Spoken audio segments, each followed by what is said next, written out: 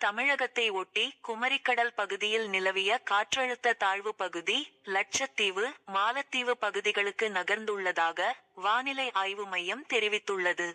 அந்த மையத்தின் அறிக்கை நேற்று காலை வரையிலான 24 நேரத்தில் திருநெல்வேலி மாவட்டம் ஊத்து பகுதியில் 23 சென்டிமீட்டர் மழை பெய்துள்ளது.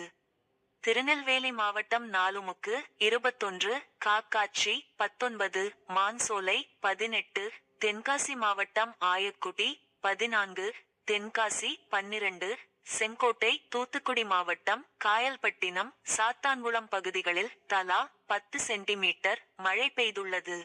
குமரிக்கடல் மற்றும் அதை ஒட்டிய பகுதிகளில் நிலவிய காற்றழுத்த தாழ்வு பகுதி நேற்று காலை நிலவரப்படி லட்சத்தீவு, மாலத்தீவு ஒட்டிய பகுதிகளுக்கு நகர்ந்துள்ளது.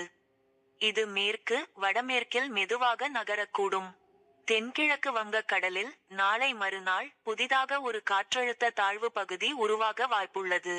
இதுவும் மேற்கு, வடமேற்கு திசையில் நகர வாய்ப்புள்ளது.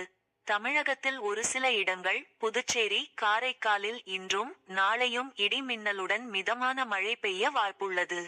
மயிலாடுதுறை, கடலூர் மாவட்டங்களில் இன்று கனமழை பெய்ய வாய்ப்புள்ளது. கன்னியாகுமரி, திருநெல்வேலி, தூத்துக்குடி, ராமநாதபுரம், நாகப்பட்டினம், மயிலாடுதுறை, கடலூர் மாவட்டங்களிலும் காரைக்காலிலும் நாளை கனமழை பெய்ய வாய்ப்புள்ளது.